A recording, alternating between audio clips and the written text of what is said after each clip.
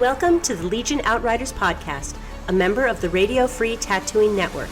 You must unlearn what you have learned. Your source for the latest Legion news, opinion, and analysis. You will never find the more wretched hive of scum and villainy. John Archiquette. Will somebody get this big walking carpet out of my way? Matt Turner. I'm not afraid. And Joshua Gray. You will be. Welcome back, Outriders. John, Josh, and Matt coming at you again from Power 9 Studios here in Las Vegas, Nevada. We got your big news for the week, and that's not really a lot of big news, but we still got some great stuff to talk about this week. We're going to look at some of the new cards that we've kind of put on the back burner for 2 weeks. New-ish, new to us. How about that? Yeah, new that everybody else has been playing with for 2 weeks. For the priority. We've been interviewing the people who make this game and stuff. It's not an excuse, Josh. Get your crap together. No, it's a justification. So we got a chance to get a couple games in with it. I think that was the most important thing. We didn't want to just start speculating on it. We wanted to actually play test it. So we'll talk about those. We're going to deep dive into the rules update that was released, about a week ago? I think it was the 14th. Yeah, so like that. Got a chance to take a look at that, and we'll do a little deep dive on that. And, of course, Josh... Controversy Josh has got some controversy to talk about. Man. Wah, wah, wah. No, nothing really controversial, but we're going to, take a look at one of the first big tournament announcements as far as their rules are concerned. Yeah, and I don't know if we necessarily would call it a tournament announcement, but something that arose because of the vagaries of the wording of the FFG tournament docs. But we'll get into that. Sure. But, as we are normally wont to do, what are the latest Star Wars news? There's a war in the stars. Wow. Yeah. A couple things that hit the radar that I find interesting that other listeners might enjoy, but according to a German Disney site, apparently there was a small leak for Star Wars Resistance, and they actually had listed that it would premiere in Germany on the 13th of October and had 22 episodes to the season. What? So, yeah, that could be pretty cool if it pans out to be true. I mean, is it only going to be in German, so we're going to pirate it? I'm sure it will probably not just be in German language. What is it with the EU? Italy gets stuff first. Now the Germans are getting... What is this? Wow. Why can't we do this? Like, come on. This is about tariffs, isn't it? Tariffs? Yes. Is that what you said? Yes. Space tariffs? Yes, space tariffs. Yes. That can only mean one thing. Invasion. Never mind. Wow. Okay, so, but I'm very hopeful for that. We also know that Greg Grunberg... Yeah, he's who's that? You know who that is? Snap Wexley. Snap Wexley. That's yes, right. Sir. Where was he in the most recent episode 8? He was unsnapped? I don't know, but he wasn't there. Did he not die? No. He didn't. He very clearly escaped Starkiller Base and is a prominent character in the Aftermath series of books, but he was conspicuously, at least to me, absent because I was kind of a Greg Grunberg fan from back when he was on Heroes. Oh, that's right. He was Matt. Wasn't he also on Lost? Possibly. I think so. I mean, he's been watch a whole lot. Yeah, J.J. Abrams has just basically been carting his career around in his back pocket. Right. But good news, Snap fans. He is all but confirmed to be in Episode 9, apparently. In Episode 8, he was flying a really long recon mission. I mean, hopefully. Because he's the recon pilot, right? I think we know all 12 people now that are left in the Resistance. I was going to say that the Resistance definitely needs reinforcements. Yeah. He's one of the guys that didn't answer Leia's personal codes to come and save them. But also, we know a little bit more about the Clone Wars revival, I guess. I don't want to say reboot because it's going to be continuing the story. But it will be exclusively, apparently, on the Disney streaming service. Okay. Shocking absolutely no one. Yeah, I was going to say, they need to pad the the content for that in order to get viewers. So. And about 5 minutes after that, it will be exclusively on Pirate Bay, and that's where I will watch it from. There you go. Other than that, actually, John stumbled across a story that hadn't crossed my desk yet. But well, I was digging more into the Lando Calrissian announcement because I mean that got me excited. So excited. I was trying to figure out, okay, where is Lando going to fall into this? And I, started seeing some fan theories about what his role would be, and then it would say, well, since Lucasfilm announced that Princess Leia wouldn't be in the new film, so I did a little bit more digging Not on that. digitally, not replaced by another so actress, just completely absent from It's episode said 9. that Princess Leia will be absent from episode 9, and that they will not be reprising her role with CGI or anything like that. So Until a tasteful amount of time has passed. And then... yeah, I mean that's yet to be determined. Yeah. But yeah, so we're not going to see any of the Rogue One, which, to be honest with you, I'm actually happy about that. It's what tough. about Rogue One? In Rogue One, when they had Princess Leia, they digitally recreated her, the younger version of it. Sure. I mean, I understand in that context when they used it, but she's, let some time go by, I guess. I don't know. It's Apparently that's what they're doing. I didn't have a problem with the use of the CG. A lot of people do. No. But I didn't. I don't have a problem at all with them, Guy Henry being Tarkin and what they did to recreate Tarkin throughout the entirety of the movie.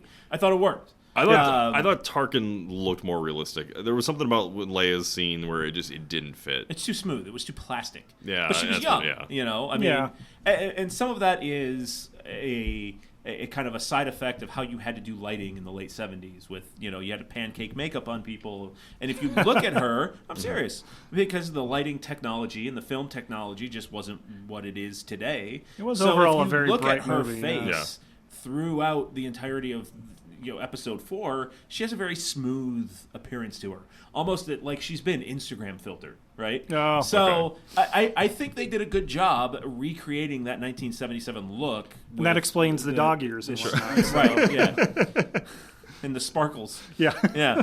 No, I think it worked. Either of the CG appearances in Rogue One, I don't have a problem with either of them. I think they worked.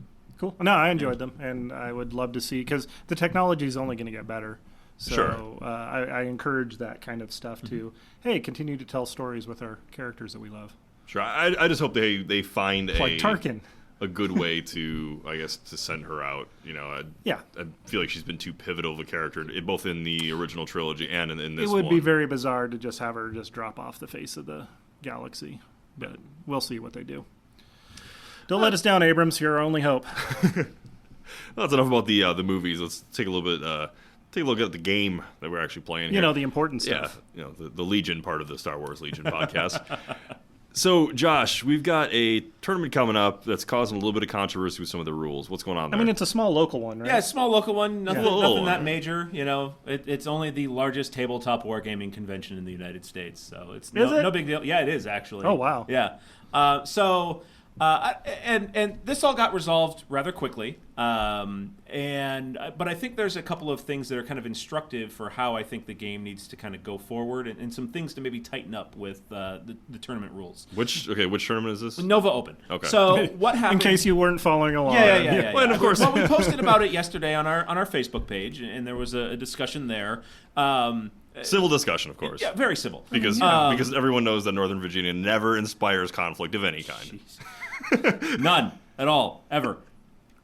So basically, what happened is, we were kind of looking on the interwebs and other Facebook pages, and on the Nova Legion group, somebody posted an excerpt from the rules document that the Nova Open was going to use to guide their Legion Maximum Firepower qualifiers, which are the events that feed directly into Worlds. So it's not like this is even at a big event, there's consequences here, right? This is a big deal kind of tournament where you win this and you're punching your tickets to Worlds essentially.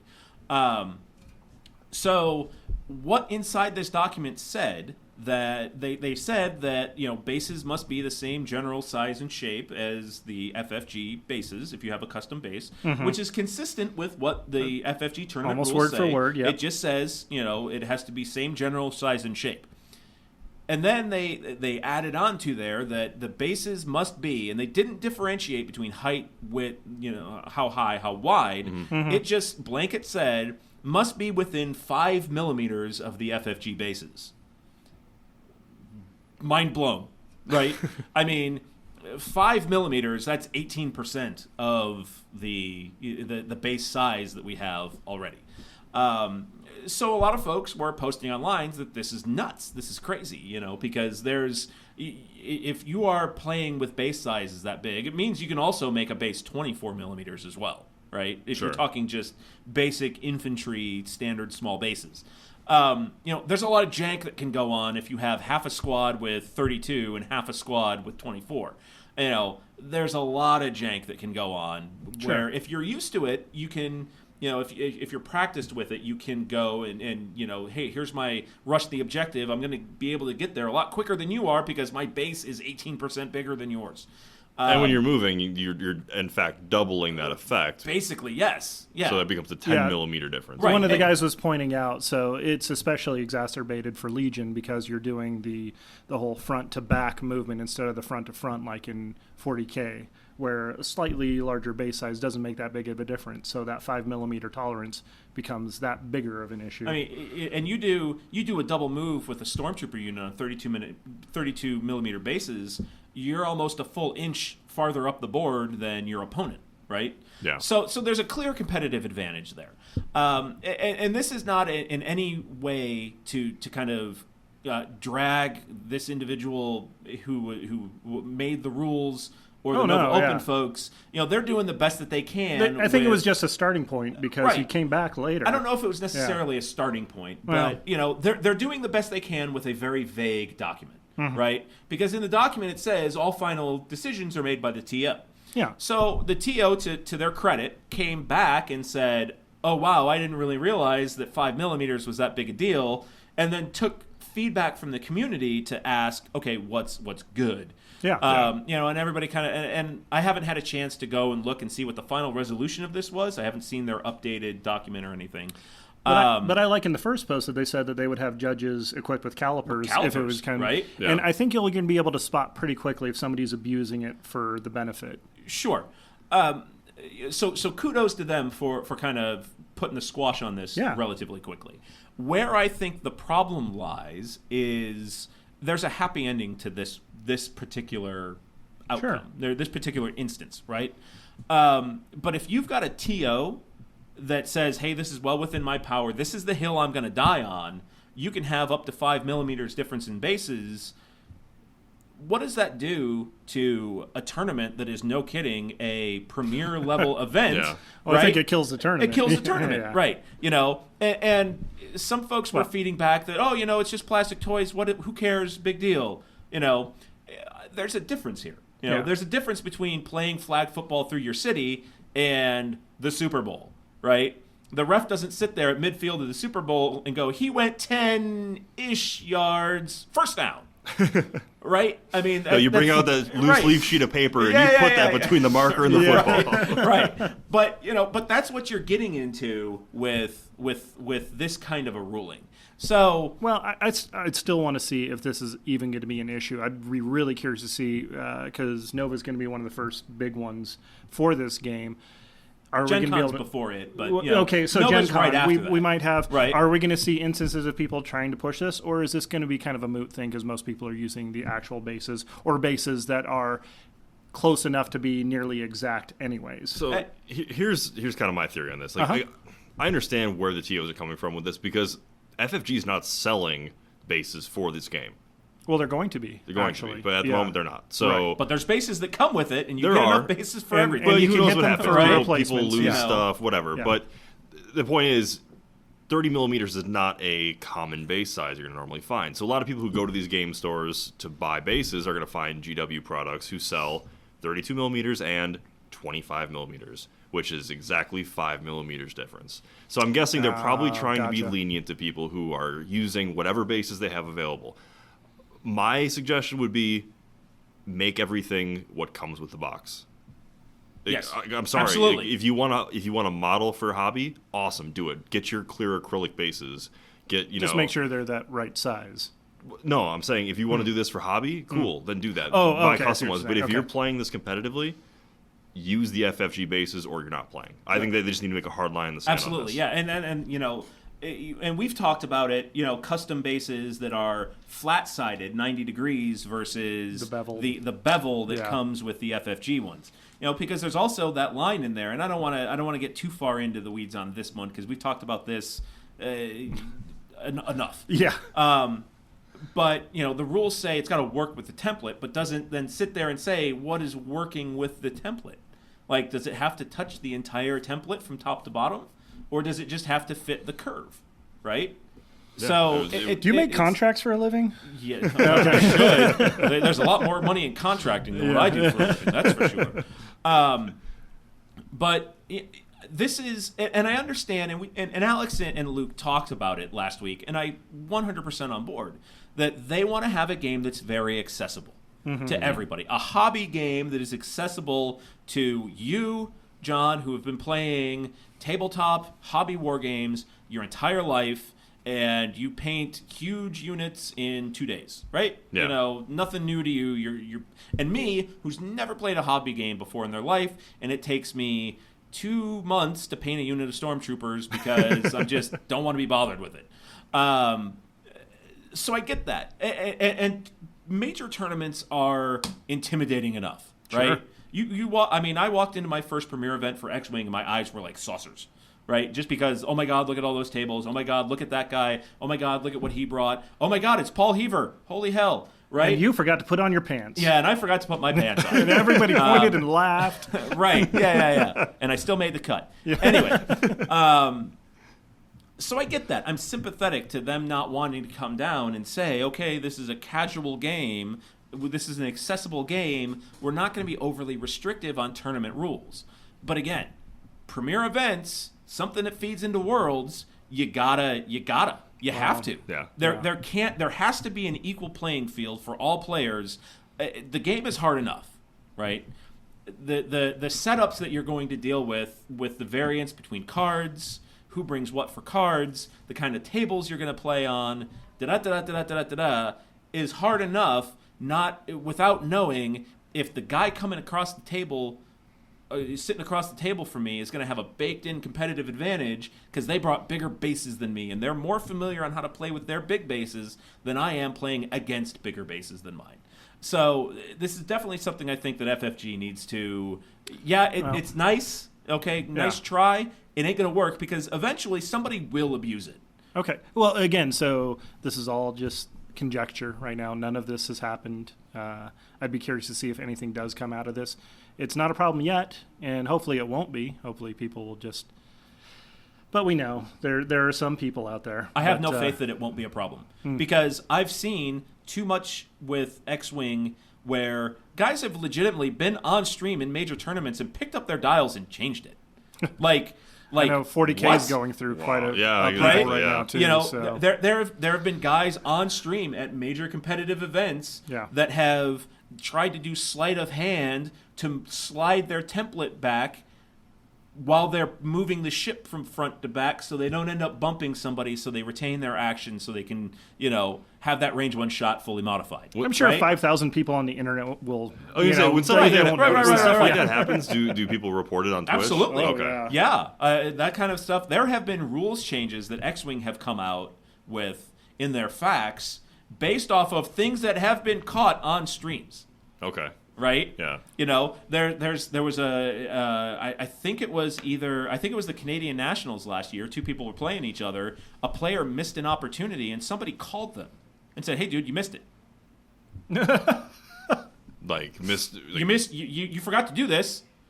But because the way the tournament rules are the outside interference of the tournament in the X-Wing tournament rules is no outside interference from people at the tournament. Well, this person was watching on stream and called and said, Jeez Louise. Right? But they ended up and it didn't impact the game. Okay. But they ended up changing the rules for that based off of something that happened on a stream. So, and I may be misremembering a detail here or there on that, but that's the gist of it, is that somebody took a phone call during the middle of a match that they're like, hey, you missed something, and they had to change the rules based off of that. I got an idea for a new command card. The phone a friend. Yeah, right. Yeah. So I have absolutely no faith that people won't abuse it Because, perspective. You're playing with little plastic stormtroopers. Great, they're toys. But people are competitive and people want to win. Prove him wrong, ladies and gentlemen. Yeah, prove me wrong. Yeah, I'm sitting here with my cup of coffee at the folding table. Change my mind. Yeah, change my mind. People will cheat to win this game. Change my mind. Yeah. Well, I think that I guess it shows the difference between a hobby gamer and a tournament gamer, because I don't have that mindset. So normally I wouldn't care if somebody was using different bays, but I'm not looking to cheat. So I guess. Yeah, I think that's more of a moral versus amoral player. But at the same time, I mean, if you're rolling, you don't roll into the maximum firepower qualifier at Nova Open just for funsies, just by mistake, right? You know what you're getting into there. You know it's going to be a competitive environment. What's this going on here? Yeah. Oh, wow. I happen to bring some toys, too, to play with. Yeah, you don't do that. I mean, you show up there knowing that it's going to be a dogfight and people are going to be over there trying to wreck face. And hopefully have a good time doing it. I do. I have a lot more fun at those kind of tournaments when I win and make the cut, but, and there's not really a cut here. Do you be a grumpy Gus when you lose? Oh, I do. Yeah. I've had bad days at big tournaments and gone home not happy, and, not like kick my dog not happy, but, where it's like, it's a cat or a parakeet. But you sit there. Hey, yeah, the cat's you watch fine. It. But you sit there and you go over decisions you could have made differently, dice roll, where the dice variance screwed you, stuff like that. I had that one, but I blanked out on that Z6 roll. Dice. That kind of stuff. Dice. The luxury blame of the incompetent general. Right? It's like, it was just the dice, man. Is the dice bad beat story as bad as like a poker bad beat story? It is, man. I had going way off on a tangent here, but playing an X-Wing regional here, where I would have range one shots, with a focus, which means you can't re-roll your dice. Right? Yeah. So 4 red dice, blanks. Can't use that focus. Should have taken a target lock. 2 turns later, take a target lock because my focus token just screwed me. Target lock, all eyeballs. Where I could have spent a focus token. And then I roll the target lock. You broke with the odds, and I man. Can't do it. Yeah. Well, yeah, but so yes. Dice variance is a thing. And just to prove my point, the entire time he was talking, like I could see his lips moving. Yeah. But it went in one ear and out the other. Like I realized that like anytime I tell bad beat stories about dice, I don't think anybody cares. No, I know. I don't even care, but you know what? We got a show to fill. So I know. Yeah. All right, we're gonna take a quick break, guys. Coming up, we're gonna take a look at those 3 elusive new cards that we've been neglecting to talk about. Yeah, they're not that elusive. Everybody but us has them. I know, exactly. So we got them now. they've eluded our grasp until this week. So we're going to get into those, and we'll take a deep dive into those upcoming rules. Tune in every Wednesday to Radio Free Tatooine, a Star Wars podcast that's better than some and worse than others. Take a trip to a water cooler far, far away as we bring some casual, fun conversation into the Star Wars podcasting community. Hosted by me, Sean, my sister Amy, and John. Radio Free Tatooine. We may not know what we're talking about, but we sure know how to record it. For more, visit RadioFreeTatooine.com, a proud member of the Radio Free Tatooine Podcast Network. You're listening to the Legion Outriders podcast, a member of the Radio Free Tatooine Network, recorded on location at Power 9 Games. Whether you're looking for the latest releases from Legion, X-Wing, 40K, Magic, or any of our other extensive inventory of board and card games, head to power9games.com and use coupon code OUTRIDER10 to get 10% off your order. Plus, shipping is free on orders over $100. Now, back to the Outriders. Welcome back, Outriders. John, Josh, and Matt coming at you from Las Vegas, and we're talking about some of the new priority supplies cards that were found in the new package. And based on when we got them on the show, they're low priority objectives, I think. They're not a priority at all. Let's be honest. No, they're actually really cool, and I'm very excited that we'll see more like this stuff in the future. Yeah, because they changed the way the game plays. Yeah. And I feel like with a limited number of army lists that we're seeing, I think the best way to change the variables in the game so far have been the different scenarios and different objectives that we've seen. So before we get too much into our particular strategies with them, let's go over what they are. The first one we've got is the minefield. So Minefield is basically starting with the blue player. Players alternate placing condition tokens on the battlefield until 4 tokens have been placed. Each token must be placed beyond range 1 of each deployment zone and beyond range 2 of any other condition token. After a non-repulsor unit performs a move, if it is at range 1 and in line of sight of a condition token, roll a red defense die. On a block result, the condition token detonates, and on a surge result, it detonates twice before being removed. Hilarious. And when they go off, it gets 1 red dice and 1 black dice with blast and impact 1, and it surges for a crit. Against every unit within the radius. Exactly. So, like, if you moved in and didn't detonate it, and you couldn't move out, and somebody else moves in and detonates it, both units eat it. Exactly. Yeah. Yeah. So Wacky fun. It can do some damage. Yeah. Now you put 4 of them out there, so depending on what scenario you're playing, where you place these can have a huge impact. Obviously, you want to be strategic about where you put them. Maybe don't put your own in your own deployment zone. Yeah, probably don't do that. Or put them behind you. But yeah, we'll talk about our pass with that in a second. We'll go over the other cards first. But that one's a very interesting scenario. So that's the battlefield condition. That's the battlefield condition, yeah. exactly. Or the green card, for those of you guys who are just better with colors. Yeah, I like to color. So the Sabotage the moisture evaporators. Now this is why they came with moisture evaporators. The setup. So starting with the blue player, players alternate placing objective tokens on the battlefield until 4 tokens have been placed. Each token must be placed beyond range 1 of each deployment zone and beyond range 2 of any other objective token. Place 2 wound tokens on each objective token, and each objective token cannot have more than 4 wound tokens on it. So this sounds kind of complicated. I'll explain in a second. Every trooper unit for both armies gain the Sabotage/repair ability. That means that if you're in base contact with one of those objective tokens, you either remove 1 token or you add 1 to it, depending on if you're trying to sabotage or trying to repair it. So the victory condition then becomes, at the end of the game, the blue player gains 1 victory token for each wound token over 2 on each objective token, and the red player gains 2 victory tokens for each objective token with fewer than 2 wound tokens on it, -1 for each wound token on the objective tokens. Sounds complicated. Here's the layman term version of it. One's trying to fix them, one's trying to blow them up. Blue player, you're trying to blow it up. Yep. And red player, you're trying to repair them.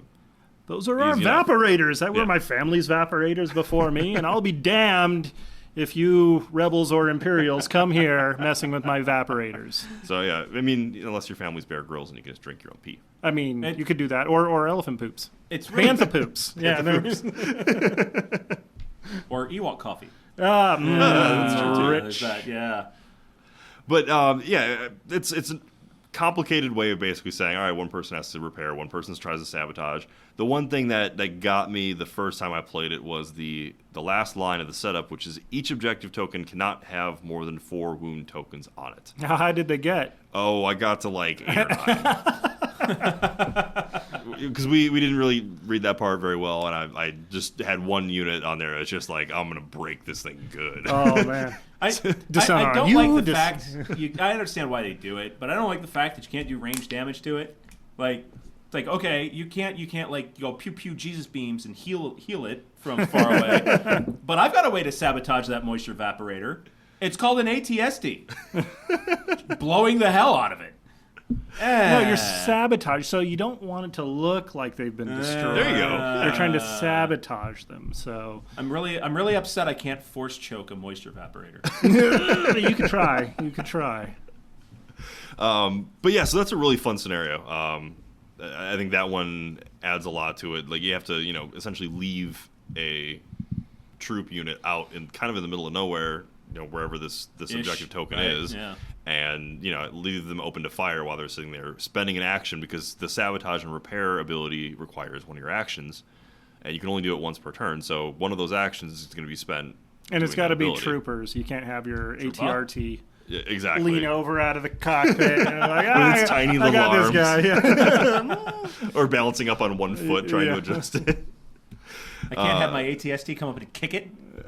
Well, I mean, sabotage. Yeah. You have no sense of nuance, do you? Yeah. Meh. Subtle as a brick to the face. It's another visit with Josh. That's the amount of subtle. If it's a smoking ruin, it is sabotage. Let's be fair here. And now we know why Uncle Owen and Aunt Biru ended up the way that they did. Oh, yeah. They just sabotaged the moisture farmer. Sabotage it with fire. Yeah. All right, the last card that came with the priority supplies pack was the advanced positions. And this one wasn't overly complicated. It's basically... I like this one a lot, though. Yeah, it's basically it's the L7 shape. Yeah. For lack of a better term. Yeah. For your deployment zone. Although it does add one condition to it, and that allows you to give each of your trooper units Scout 1. Including those that are usually otherwise immobile. Yes. Which is actually really key. E-webs and the whatever the 1.4D satellite laser. The satellite. Yeah, the satellite of love. Yeah. So that allows you to move it up. Is that Mike and Joel 1. that are on the base of the... I now have, since we're talking about satellite dishes, it's Cox cable. What? Now it's Cox cable. That's where I'm going to get my inspiration to blow those things up. It's DirecTV. I say it's Cox. like Dish TV Matt. or DirecTV maybe. There you go. There you go. And full disclosure, we're not sponsored by either of those companies. Yeah, go figure. Yeah. So advanced positions, it gives you Scout 1. So if you already have Scout 1, like some of the units that we see coming up pretty soon, the Scout Troopers and the Rebel Commandos, Is Scout it will 2? become Scout 2. And there's also one of the spoiled cards from the, I believe it is the Royal Guards, that also gives you Scout 1. So you could potentially have Scout 3. So this is going to give you a lot That's of an options. advanced position. That's a very advanced position. You're trucking yourself. Okay, we're down the board, guys. What are we doing? Yeah. You're not being supported. Don't worry. Don't worry. The T-47 is very happy to see you up there for once. Right. So Matt, Usually it's just me. Friends. So Matt, you had a chance to play with a couple of these, right? Which ones? Yeah, did you use? I did everything except I haven't played the moisture evaporators one, which sounds like a lot of fun, but I've been trying to integrate them organically in the game. But yeah, as I was saying, I really like the advanced positions because the extra move at the beginning just allows you to have a little bit more interesting setup with your opponent and reacting to where they actually place things out if they outdrop you, which always happens when I play. But I like that one a lot. And then the, where is it? The Minefield. Oh, man. I want to play so many games with the Minefield. The Minefield is really cool. And I could absolutely see a case you were saying, don't put in your own deployment zone. It's like, well, I want to, protect my laser cannon or E-Web team from those melee units running up the board. So I'm going to put some mines out front, maybe discourage them a little bit. That's not a bad idea. Make them go the long way around. But or if you're playing the breakthrough and you want to keep them from getting into your end zone, throw a mine in front of it. So there's some interesting tactical flexibility or options for playing with Minefield. And I think it's a lot of fun, especially when you're going to be playing, hopefully, Imperial Scouts or whatever, laying extra mines out there. I wonder if it's going to be... Do we know what the mines rule is for those guys yet? Haven't seen any of it. Yeah. So it could be similar. I know I intentionally, I was playing Rebels with the minefield scenario, and I had my naked ATRTs that I was just going to run them into the mine patch and detonate them for the rest of my troops to move up. And I'll be danged if they didn't set it off like 2 turns in a row, just like trying to go out there and river dance with the ATRT and just wouldn't trigger the mine. So, oh, really? Yeah, I ended up having to keep my guys back behind cover so they wouldn't get detonated on. So your strategy was to use the ATRTs to try to detonate them? Yeah. I mean, avoid them where possible. There was 1 or 2 that I needed to get past to go and claim objectives. I think we're doing breakthrough for that one. But so I was going to have to move past them, and he put them in really good areas, and it was it definitely threw a hitch in my giddy up trying to get down the field. So I actually had a chance to play with all 3 of them. Brian and I, one of the local guys here, he and I played a game with all 3 of the cards just right off the bat. We're like, hey, let's try all these out. Let's do them all, yeah. Yeah, and they're fun. All 3 of them I enjoyed quite a bit. Yeah, they're very good. Having the minefield and the moisture evaporators together was really interesting because you got a lot of objective tokens out there. A lot of points of interest out on that board. But we both kind of played it a little differently. I tried to avoid them, and we were both playing Rebels. And he had an interesting tactic, and I think as a Rebel player, this might be the best way to handle it. Mm-hmm. So he had Leia throw dodge tokens on one of the Rebel trooper units, and he just took that squad and suicided it. Yep. And the first one goes off, and I rolled both dice. I think I only rolled one hit, and he's got that dodge token. Yep. So he spends it, and he gets it right back, and then he takes his second move action, moves into the other one, detonates and it. same thing. And I think he ended up losing one guy on that one. Oh no! But hey, I mean, it's brilliant. Yeah, it's great. You took away you got a kamikaze squad. No, I imagine a troop of acrobats, somersaulting across the field, just doing backflips over explosions of dirt and crap going everywhere. Just make sure you paint them like Warhammer Harlequins. It'd take far too long. Yeah, I was gonna say, you see how long your paint scheme Yeah. right? No. When I said you, John, I meant you. I mean, okay? yeah. I didn't mean. I'm not talking about the royal you, like all of us. I mean you, Mr. Man. You didn't say you, Hobby Sky. John. Honestly, you're closer with all the purples and pinks and blacks that you have in there. That is true. There are a few more check marks. You're in there. halfway Harlequin as it is, so. But yeah, it was a really good strategy, and it worked out well for him. He was able to steer clear of those, and I think at some levels it's more of a psychological deterrent than anything else. Oh yeah, more than actually losing the one or two guys. But did you see anybody roll the double? The double explosion? Yeah. No, thankfully I didn't roll that, and he didn't either. So right on. That would have definitely been worse. Or if you would have moved a unit, had it not detonated, and then have the second unit set off the double explosion. That would have been my luck. But no, thankfully we didn't experience that. Trooper Farva comes to save the day. Leader of Space Cola. The Sabotage the Moisture Evaporator scenario was really cool, though. Like you said, you didn't get a chance to play this one. No, I haven't right? played that one yet. I definitely want to give it a go, though. Yeah, that was Sounds one fun. that you definitely want to read the full card, like I said, because It's more trooper actions, and I'm usually not playing trooper heavy. I love my vehicles, so okay. Well, that could be. I might actually try to avoid that one if at all possible. I try to avoid any of the objectives that require troopers to, of course, if work you can, out on. you can blast them off the table. They won't have troopers left to sabotage. I mean, too, and that's basically my plan A, anyways. So Be a lot better if you could blast the evaporators off the board, huh? What if you surrounded them with barricades? Barricada. oh god, I couldn't go one episode. No, absolutely not. Josh would be a mobster, though. Yeah. What is the point of an inside joke if you're not going to use it all the time? Sometimes You can't beat that. You can't beat the dead joke. the horse to the death, dead right? tauntaun. Yeah. Hey, it's either that or I get really angry about things. So, Oh, okay. You got two switches. Like okay, this that's thing fine. that I'm holding up right Bad here. jokes. What, the companion cube? Yeah, the companion cube. Okay. I love the companion cube. Here's the one thing that annoys me about this. Yeah, and I just went a little. It's a box. What could a box do to piss you off? The fact that Please, it's Josh, tell me. the fact that it's. I get it's a hobby game. Okay. Do I really need to spend my time gluing a lid on a box? You can't just print a box. Come on, man. Wow. Yeah, but It's literally two pieces you It stick is, together. but it should only be one. what if you got the box Why? and it was What's glued in the together? box? You won't know what's in the box. Yeah. It's Schrodinger's supplies, okay? Yeah. It's all the dead Bothan Is there heads. or yeah. is there not a Ewok head in this box? Yeah. we'll Why never in the know. hell do I have to waste my time gluing a lid on a box? Better yet, why Come do you on, care? man. Come on. There's enough to do with this game already to put stuff together. Hey, Fantasy Flight, I great understand. expansion. I really love priority injectives. I'm looking forward to what else you come out with in it. I in that understand category. having to glue together the moisture. So we got some evaporator. rules to talk about, right? How's that for a segue? Now to contrast that, there's some people doing some really cool things out there with this, with Oh, these yeah. boxes. Like you just mentioned, we had a player locally, Dan Roberts, yep. painted his supply box as a companion cube weighted companion from cube. Portal, which is awesome. I've seen somebody out there go and take two of the cubes, put them together, paint them gold, and then green stuffed an Ark of the Covenant from Raiders of the Lost Ark together.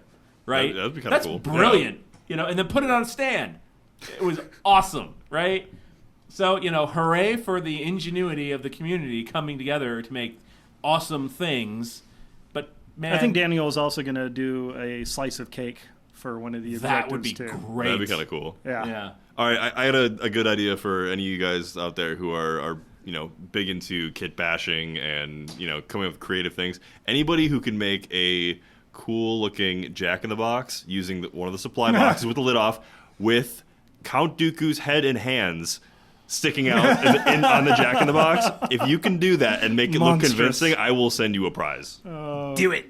Because I think that would be that would be the coolest Jack in the Box. And that would be the only thing that I would accept as an acceptable reason as to why that box comes in 2 damn pieces. Because there's somebody out there, if they'd have done it in one piece, that went... You could have had the lid slightly askew, like there's like a Yeah. golden light coming up from inside or something. Is that Marcellus Wallace's soul in it? Yeah. If you do the Christopher Lee Jack What in the does he Box, look though, like? it's got to play something off of his death metal album that he did. Oh, God. Do it. Oh god, that honestly, if somebody ever out there does that and creates something that was like it's a good kit bash, I will send you something. All right, let's get into the rules update here. So we got Probably his underwear.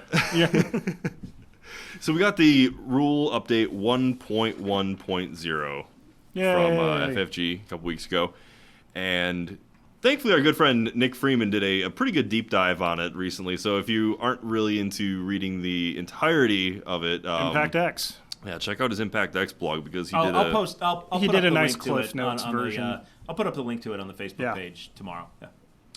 So I know a lot of what they did was kind of in preparation for some of the new rules we're going to see featured on the Scout Troopers, the Boba Operatives, Fett model. yeah, that was a big one. Yeah, so there's been a lot of rules, and as we heard last week from Alex and Luke, there's a lot of rules that haven't even been seen yet. So that's kind of why we haven't been able to get a full rule book on things because the game's still developing. Yeah. So we're going to start seeing updates like this, but what are some of the things clarifications that we've seen so far? Or what are some of the big takeaways from this update? So me and Josh were actually talking about this before the show. The whole volumetric approach to like the vehicles now is a big change from for the sake of like cover and things like that. Yeah, Cover, exactly. Yeah. It's, essentially, all of your vehicles are now treated, or all of your ground vehicles, I should say, are now essentially treated as mobile area terrain. Okay. So in ATRT before, you did line of sight, and it's like, oh, I can see that trooper through their legs. No cover, right? Mm-hmm. Basically, that's kind of how it worked. Now, the entire cylinder of the base going up to the maximum height of the model is considered area terrain.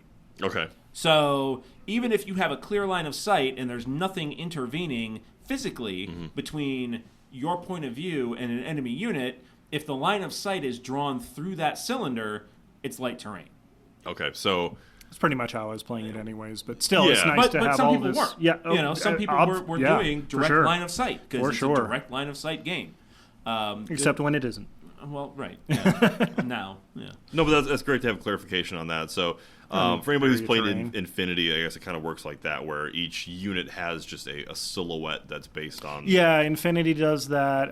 War Machine does that as well. And I don't it's think ground 40K vehicles does. only. So it's not, anything. Repulsors that would, don't. Yeah, repulsors they're don't flying provide over. cover. What are you doing? They're playing Quidditch up there. Who cares? Yeah. One of the, a lot of the stuff that's in there that they cleaned up was just a lot of the stuff that we talked about. Hey, oops, we missed that stuff, or stuff that was intended to have been clarified and it just didn't make the initial rules update. That kind of stuff. So nothing really major. What I do like is a lot of the new keywords that have been added. Oh boy, give me some of that high velocity, please. Which as I think we anticipate player, for the sniper rifles on the scout guys.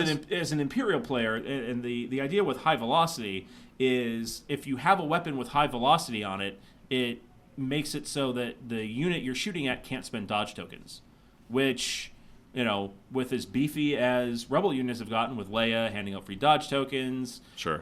Having a weapon with high velocity that probably also has sharpshooter is really going to be something that's going to really hit the Rebels a lot harder than it's going to hit the Imperials. And it's a thematic rule. Absolutely, I mean, it makes you total can't sense. You can't look at it. You can't dodge a sniper bullet, right? Exactly. Yeah. So I mean, I think that's going to add a lot to the game. I think Detonate's another big one. Yeah. That'll be cool. Yeah. What does detonate do? So when a charge or condition token detonates, either through an ability or some other game effect, I would assume setting those charges with the Imperial guys. Yep. Perform a separate attack against each unit, regardless of which player owns the unit, that the token has line of sight to using the area weapon surge conversion chart and weapon keywords on the card associated with the token that is being detonated. After a charge or condition token detonates, remove the token from the battlefield. So, yellow range icon 1, 2, 3, 4 range indicates the weapon is an area weapon. When a charge or condition token detonates, use the area weapon on the card associated with that token. Yeah. And we're sorry we've got to read all of this, you know. Yeah. When using an area weapon, perform a separate attack against each unit that is in line of sight and the range indicated by the number on the range icon determined from the edge of the charge or the condition token that is detonating. And actually, Nick, in his little article, he made a point about this, is you don't roll once for each unit that is caught in the area explosion. You roll separately for each one. Right. Which, yeah, makes sense. You know, but they also did stuff like clarify compulsory moves. You know, compulsory moves are not a move action, but it's still a move that triggers standby. Right. Right. So, but it doesn't trigger stuff like relentless, steady, that kind of stuff. Okay. Because I mean, there are instances where you could do, I believe, a compulsory move, or there could be instances in the future where you do a compulsory move with a unit that has the steady keyword that allows you to fire after you move. Right. So you can't do a compulsory move, shoot, move kind of thing. Okay. Right. You know, and that shooting being off of a steady, off of a compulsory move. Okay. That's cool. Yeah, I mean, it's a lot of cleaning up. You know, solves a lot of cleanup. Yeah. Solves the debate on whether emplacement troopers can deep strike Because they are in fact now troopers.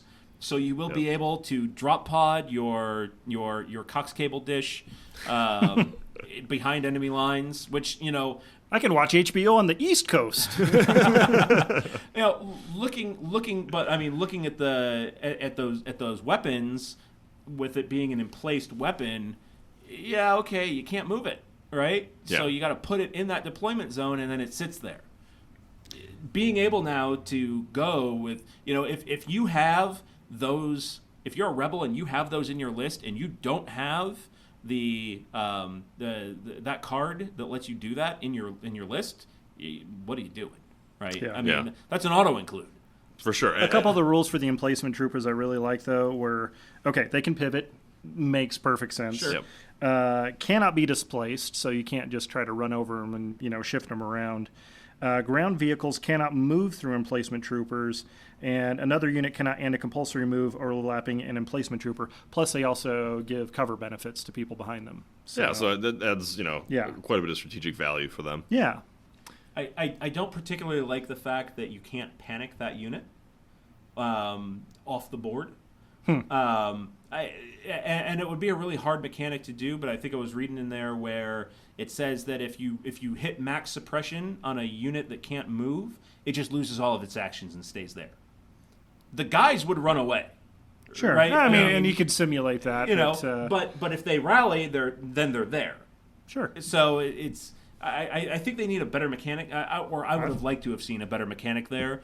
That, you know, okay, the guys are running away, where you take, you know, a couple of dudes and you run them away, and now they got to run back to the thing to be able to. Or is that really necessary for the enjoyment of the game? It's probably one of those things that Alex Davey would. You can do the little doodle doodle doo as you move your guys away from your dish as they panic off the board. I don't think people will. It's probably one of those things that Alex Except Davey you're taking thought about anyways when they were conceptualizing the game. Sure. And went, that's terrible because that's me, the bad idea cutting guy. the room floor. There we go. Yeah, I'm the bad idea guy.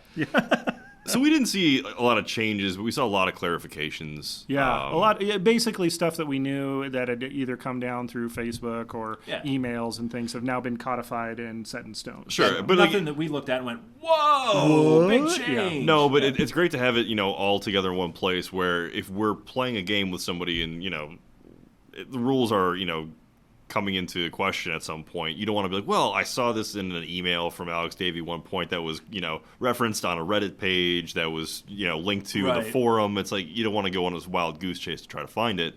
You've got it all in one place now. Another one I thought that was really good was the movement clarifications.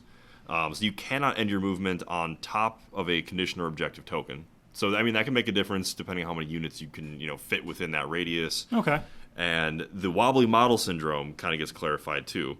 Oh, what did it say so for that? it said for that you cannot end a movement on terrain that would cause them to be unstable or at a 45-degree or steeper angle. And here we go again. Define unstable. Well, and that's where it's going to tip over without any extra that's external. Hey, is it not completely flush on the base? That's not stable. Okay. I mean, here you go. No, I think it's a big deal. Define what It doesn't take a whole lot to add another line to the end of that and say unstable is defined as X. Yeah. If I can tap near the table and your model doesn't tip over on its side, I think that's stable. I think it's going to have to be something agreed to by players before the game starts. I mean, because I know with you some agree of the with your terrain that opponent we use for the other rules of the game. Why not this? Yeah. Exactly, because we don't use just flat terrain. Yeah. We have terrain that is contoured like any other battlefield would be. So you're naturally not going to expect a model to be able to stand on that exactly. So obviously, talk to your opponent. And it's also silly to think that a ATRT with expert climber can clamber up the side of a building with no ill effects, but a little bit of rocks causes it to not be able to go there, right? Yeah. So I mean, there's obviously some theater gray of the area. mind, Joshua. Right. And to Forge be the narrative. fair, I was just playing devil's advocate there. I think that those ATRTs, hell, I think even repulsor vehicles should be able to be allowed onto terrain pieces, especially area terrain pieces. Oh yeah. But based off of the rules, you can't put a repulsor model on terrain. You really can't, because it can't overlap terrain. Is the way the ruling works. Even area terrain. Even area terrain. I don't think so. Anyways, Is that true? And if I'm incorrect, please correct me. Yeah. Whether that you're seems Facebook really or Twitter or whatever, but the rulings and the way that I've seen it played is that repulsor vehicles have to end their movement on a flat piece of board. Yeah. I mean that was which completely clarified, yeah. So what if you've got a little forest cut out that is area terrain, but it's still flat? That's fine. Oh. But if you have some of these contoured craters, sure. For some reason a repulsor vehicle can't go over a contoured crater. It can fly over a house as long as it's passing it, but it can't end with its movement on a contoured crater that might be half an inch above the ground, which I think is silly. No, that's up to 45 degrees. Isn't that what it's saying? That is what it says, yeah. Yeah. Yeah. So I think it can. I mean, within reason. Well, It's within that within 45 reason degrees, that is the question. One of the things I really like is for the heavy weapons team that we're going to see with the Rebel Commandos soon is if your leader dies for some reason, like caught out around the corner, is the only eligible model to die. If you have to promote one of the other guys, he gets the heavy weapon still. Oh, somebody picks it up. That's nice. Yeah. Cool. Makes a lot of sense. Well, and also your team leader is the heavy weapons guy. Right, exactly. Right. So your heavy weapons team, so your leader is the heavy weapon guy. I mean, with like stormtroopers, your first 4 guys to die are just your E11 guys, and then you've got your squad leader and your DLT, and then your DLT is the last guy to, second to last guy to die, because you can't change it. Those four guys to die in the stormtroopers actually pop their helmets off. They're all Duros. Really? Yeah. That's what I figured. It's monstrous. Yeah. Horrible. I thought the Empire hated aliens, but I guess that's not. why they're always the first to die. Oh, Operation Human Shield. All right. It's horrible.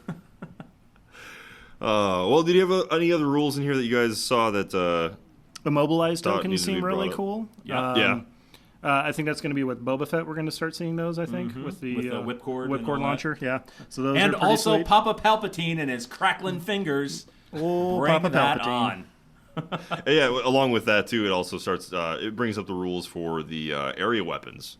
Now we haven't seen any of those yet, right. but once those come into play, and like I said before, I mean it's good that they're preemptively explaining some of these rules, because as soon as those models come out, you know that there's probably people who are gonna raise all kinds of questions. So sure, it was good getting that insight from Alex and Luke last week that they are playtesting this stuff, seemingly, to the point where they're going to foresee all of the potential problems, and when they don't, they've been good about correcting them. So. Yeah, for sure. But it's cool. I love the living document format, especially when they color code it for updates, so I can just like, oh, okay, what's changed here?